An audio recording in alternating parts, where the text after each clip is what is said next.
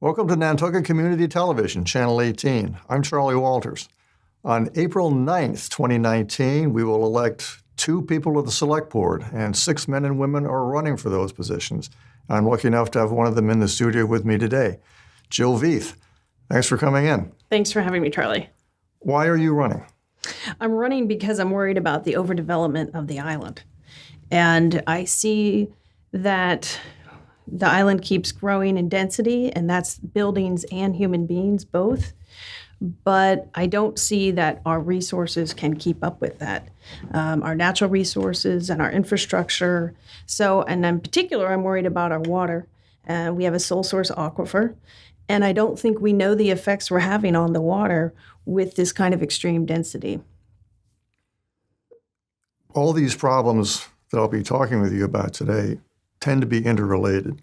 Yes. Now, Nantucket's population is still growing. We don't even know how much it is. There's some disagreement about that. Right. Assuming people keep coming to Nantucket, how do we deal with that? How do we deal with what you were just mentioning? With the growing population? With the growing population and all the obstacles that creates or runs into. Right. I think we have to take a step back and we have to get to the bottom of what is our population. And so in the new census, I think that is a chance for us to say, let's look at maybe doing what's called a carrying capacity study. And a carrying capacity study does evaluate human beings' effects on water, infrastructure, sewer, the electricity, the environment, whatever you want, you can put these elements into a study. And you can say, this is what the island can handle, or this is what it can't handle.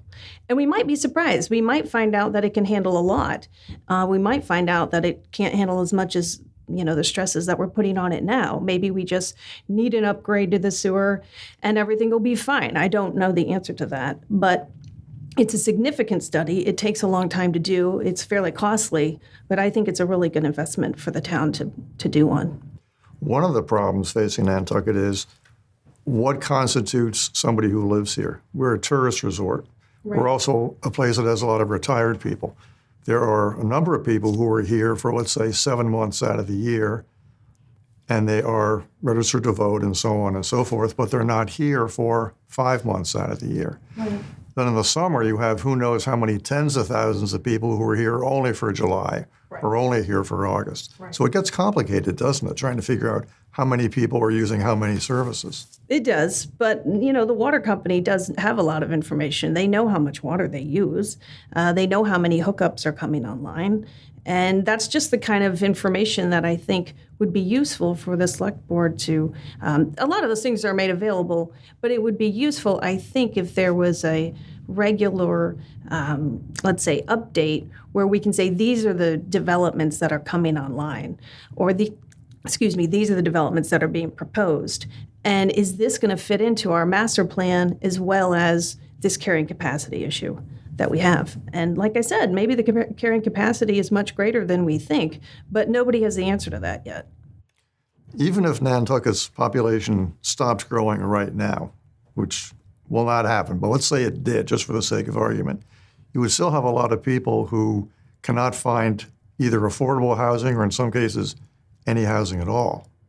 How does that fit into what you're talking about? Well, you're bringing up a great question because it's been an absolute failure of leadership here to have not addressed that. The 40B law that we all talk about on island, which would provide affordable housing for people, allows developers to sidestep zoning, and we have strict zoning laws here. That went into effect, I believe, in 1969. And that is supposed to address 10% of the population. And our population has increased exponentially since then. So they base it on residences, year-round residences. So they've evaluated... That's not a building. A residence might have... It's not a person. It's a year-round residence is how they define what number they give us for our 10%. Well, if you have 3 units in one building, is that 3 residences or 1 residence? I'm not sure that they count it that way. Okay. I think it's property, but I can tell you the number, which is it's about 4,900 All right. Year-round residences. And so that doesn't mean that there aren't 15 people living in that residence. It's not about a person, it's about a year-round resident. No. And so our number for what they call the SHI list, the SHI list, is 490 because it's 10% of 4,900. We have 121 units. Sorry, the town of Nantucket's housing specialist says we have 121 units. The state housing office sent me a study that said, well, we have 132 units. So some of that is the problem as well. This SHI number seems to change all the time, or it seems to be a bit ethereal. And we need to be adding to our housing to meet the law. And I want to do that, but I also think the law is a little bit tough on Nantucket because we do have zoning for a reason, because we want to protect the island because it is a National Historic Landmark. So one of the issues with addressing the SHI list is that the voters here actually have done a great job approving some housing. We have Maya Comet 1 and 2, we have Abrams Quarry, we have Sachem's Path, and more recently Sachem's Path. We have, and they've also approved the Richmond development, which is Old South Road. That's 700 bedrooms. And they've also approved, right here, 6 Fairgrounds, known as Tacoma Green. And that's 116 bedrooms, I think. Those things have not been built, but the town did approve them. And so I would hope that they are leaning on these developers, or they're working towards getting them built so that we can get some of our housing units online and meet the requirements of the state. Earlier this winter, there was a tentative plan to purchase the Nantucket Inn. That has recently gone off the table. Right. If that were still on the table, would you favor the town purchasing that property for affordable housing? I think it was an interesting thing to look at, but again, I can't support it at this time. It's not on the table, but I don't support it right now. Down the road, I would, but we need a full accounting for what's happening at the Richmond development. I don't think the public has a full accounting of what's happening there. Where's the permit? What's going to be built? What's coming online this year? What's coming online next year? We don't have that kind of information. Same with Tacoma. They seem to be in a lawsuit with the abutters. I think they've talked about coming to a settlement. They haven't come to a settlement yet. I hope they will, because if that is agreed to, we can have this safe harbor status. So until those things are addressed, I don't see how we can go forward on the Nantucket Inn. But that doesn't mean I wouldn't be in favor of that in the future. If both of these projects are off and it's the end of it, and we're not going to get any housing inventory out of that, then I think we'd have to absolutely look at the Nantucket Inn again. When you're talking about housing, inevitably you start talking about transportation, because obviously you have to get to where you're living. What is your overview on transportation on Nantucket? What's working, what's not working? Well, I think we all know traffic's bad. So that goes without saying. I know. I was just at the Stop and Shop on Sunday, and I could not get a parking spot. I believe it. And I thought, wow, this has changed. This has changed for the wintertime. Usually March is kind of nice, right? We always talk about, March, the weather's terrible, but the roads are kind of empty, and it feels good. Nope. But those days are over, I think. So we do have to deal with transportation. But again, this goes back to my comments about extreme density that I'm worried about. Typically, you propose 1 car per bedroom. Between the Richmond development and Tacoma Green and now Surfside Crossing, you are looking at about 816 bedrooms between Richmond and Tacoma added. That would be about 816 cars. And then you're looking at Surfside Crossing. He hasn't determined how many bedrooms yet, but he's looking around 300 bedrooms, 300 more cars. This is all within a 1-mile radius of each other. So no, traffic is going to be a huge problem because of the extreme density that we're looking forward to. And again, that's why I'm very opposed to Surfside Crossing. And I go to all the ZBA hearings and I ask questions. But it goes back to that carrying capacity study. What can we handle? And can you limit cars? Is there a way to do that? I think it's a conversation worth having. I do. I have to be honest, I didn't think that years ago. But now I think, why wouldn't we have resident permit parking? Why wouldn't we do that?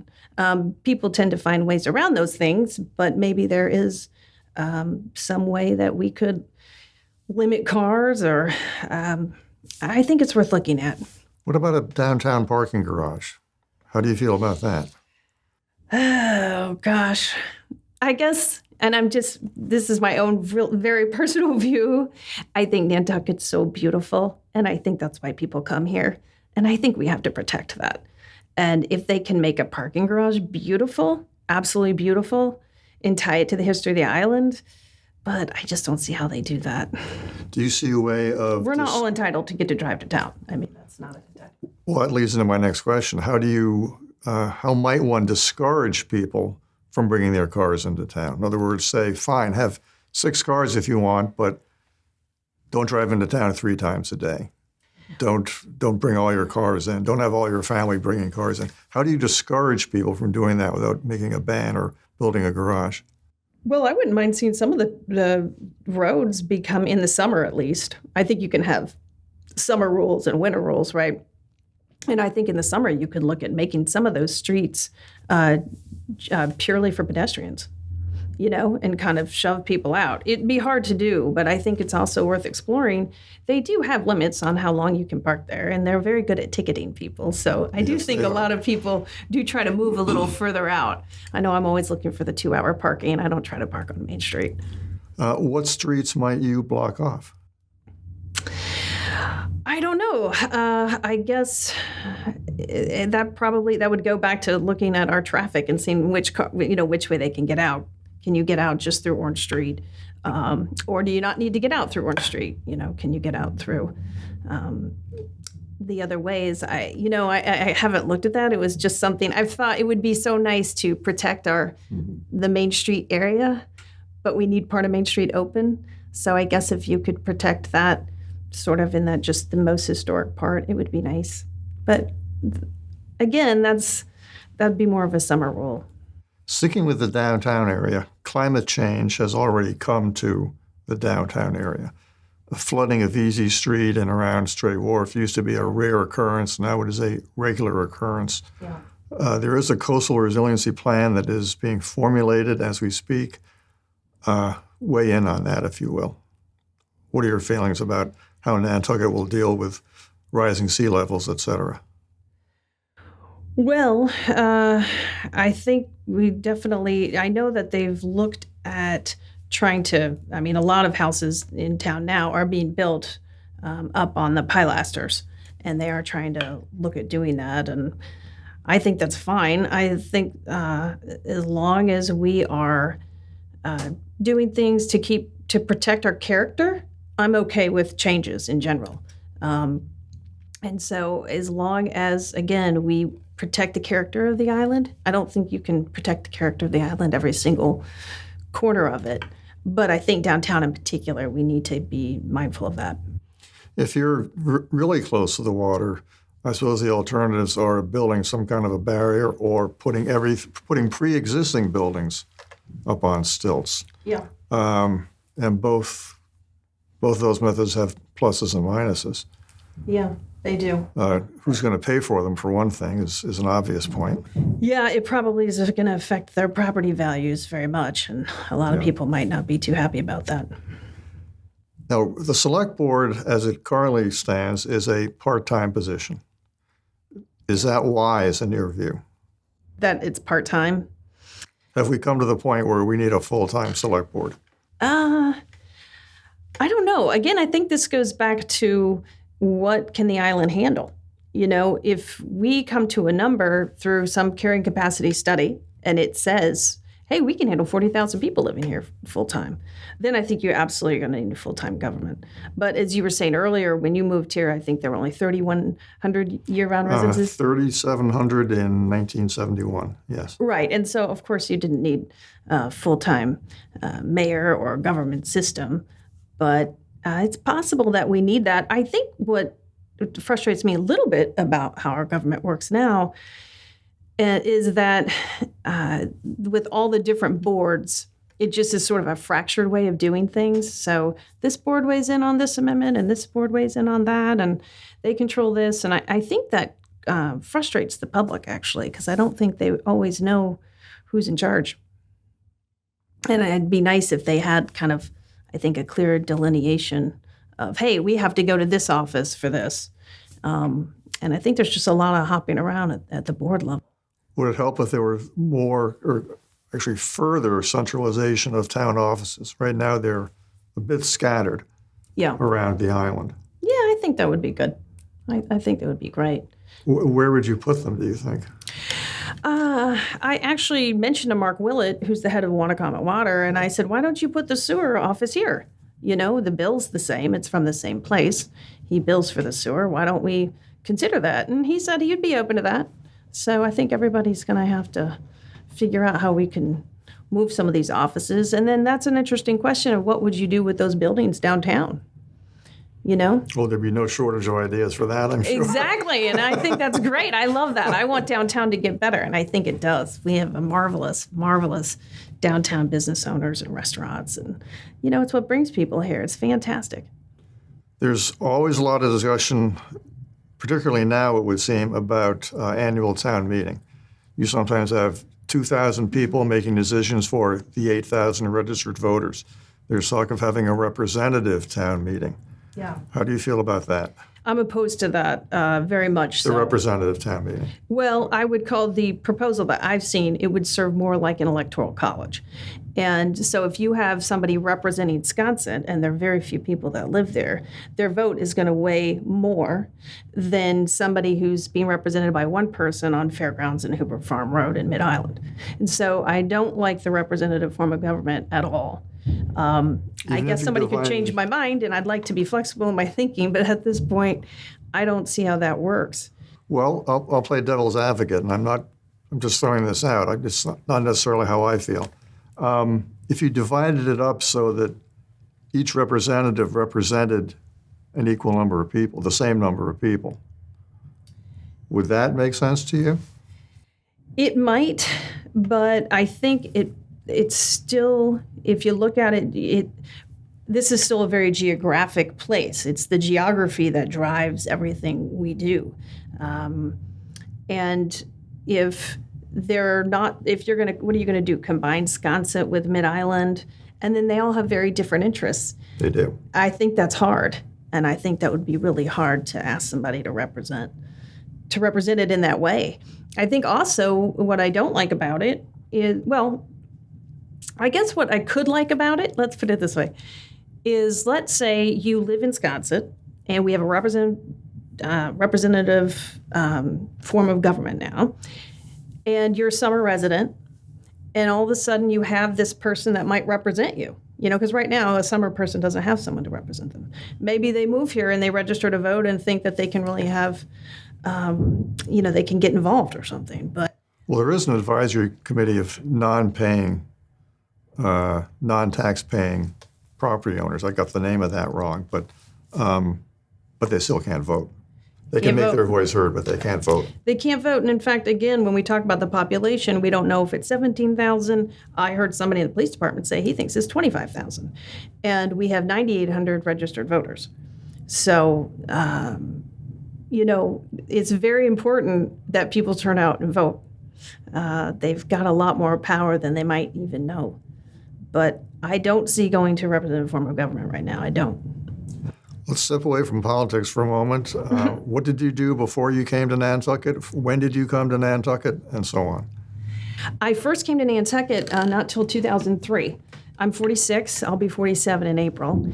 And I had never been here, I have to be honest. I didn't grow up coming here. But it was such a magical, overwhelming experience, as it often is for people when they come here, that I thought it was wonderful. And I came here really just to see my mother and her husband, and we spent some summers here. And eventually we wanted our own house here, and we bought one, and we had to renovate it. It was derelict. And we did that, and I really enjoyed that. And I thought, I wonder if I can keep doing that. And so ultimately I moved here to develop and design houses full time and do that with my husband. That's what you're doing when you're not running for office. Yes. So it's been a great education in not just real estate, but Nantucket real estate. It's beautiful, and the designers here are amazing, and the carpenters are amazing. And when I first got into it, I actually lived abroad. I lived in London for a long time. Talk about density. Yes. And I would get emails at 9 a.m. there, which is 4 a.m. here. And the emails would be from my plumber, my tiler, my cabinet maker. And I remember looking at my husband and I said, who are these wonderful people? I just want to be around that all the time. They were so hardworking. And I still work with these same people, and I love them, and it just warms my heart to see them every day. Back to the tough questions. Sure. As I said at the top, there's 6 of you running for 2 positions on the board, select board. On the other hand, for Shellfish Harboring Advisory Board, there are more open spaces than there are candidates. And this is a common thing, not just for elective positions, but also for appointed positions. Right. What can you do to encourage people to get more involved in town government, either as an elected official or non-elected? Well, like I said, I do think it should be looked at to streamline government in some way to make that a little bit more accessible. You think that keeps people away from getting involved? I think people get nervous to stand up at select board meetings and ZBA hearings, and they want to go and they want to listen, but to actually physically stand up and go to the microphone, it takes a lot of courage. It's a small place. They know some of those people, and maybe they don't want everyone to know what they think about everything all the time either. I think that's harder in a smaller environment. And so if we could give people, I think, some cloak of anonymity, it might help them. And that's why I do think it's so important, we have the vote at the ballot box. And I think that that's where a lot of people would rather their voice be heard. I love town meeting, and I would want to keep that. I love it. I think it's amazing. But I understand people, not everybody wants to stand up and say something, and I understand that. And a lot of people don't have time, I suppose, to come to town meeting. Right. If it's on the wrong night of the week for some people, they may want to come, but they can't do it. I've been really surprised at special town meeting in October. We had very few people turn out. They didn't even have enough. They didn't have a quorum to pass some of the budgeting items that they wanted.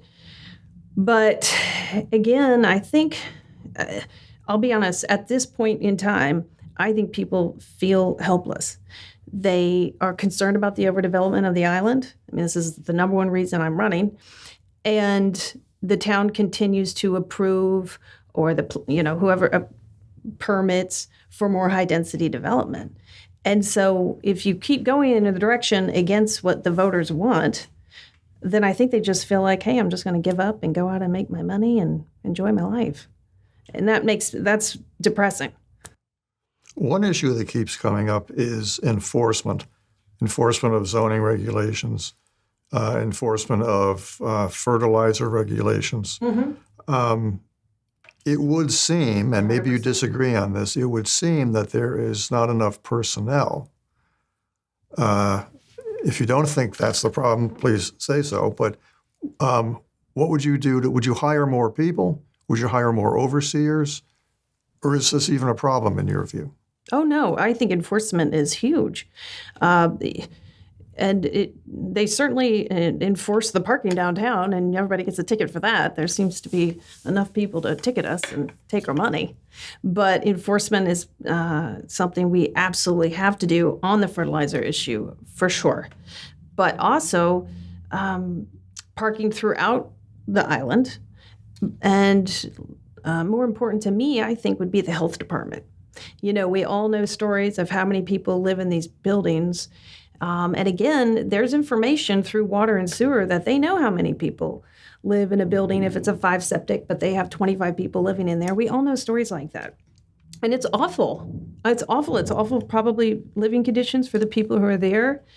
But it's also illegal to some extent. And I think if there is a way that the health department could have their own, maybe they need more people to enforce some of these things, I think it's something worth looking at. I'm not suggesting we're doing that tomorrow, but I think when you're talking about density, you have to look at every avenue you can. This next question touches on a lot of things you've talked about before, but let me frame it a different way. Nantucket is an island. The island is not growing physically anymore. In fact, it's doing the opposite. It's slowly eroding away. Yeah. There will come a time, maybe not in your lifetime, when every last buildable lot has something built on it. Then what happens? What do you mean, then what happens? Well, if more and more people are trying to come to Nantucket to live, and you can't build any more houses, or it's very difficult to, what happens in Nantucket? Well, the town's response to that has been to, increase height limits and do that mid-island, right? Let's raise it from 30 feet to 40 feet. The 40B that we talk about, that we're known as Surfside Crossing at 3579 South Shore Road, they proposed a building that was going to go up to 40 feet. They want condos. They want extreme density there. They want, 156 units. They want very little parking. And we just don't know how that is going to affect our water and our sewer. They don't have a way of tying into the sewer right now that I'm aware of. And that is far more important to address that issue right off the bat. Is that where we want to go as an island, is this extreme density? And my supporters say no. And I've been out campaigning and meeting people, and all I say is I'm worried about the overdevelopment of the island. And they're like, do you need me to sign something? And I'm like, no, I just need you to vote for me for select board. I'd like to bring it up. And the overdevelopment is affecting our quality of life in the short term with bad traffic. But in the long term, it might really affect our water. And I'm really worried about that. Jill Vieth, thank you for coming by the studio today. Thank you so much for having me. I appreciate it. I wish you luck in your campaign. Thank you. I look forward to meeting the many people I've already met and to meet more people. It's actually really fun. And I learned so much about the island doing it too. For Nantucket Community Television, Channel 18, I'm Charlie Walters. Thank you for watching. Please tune in again.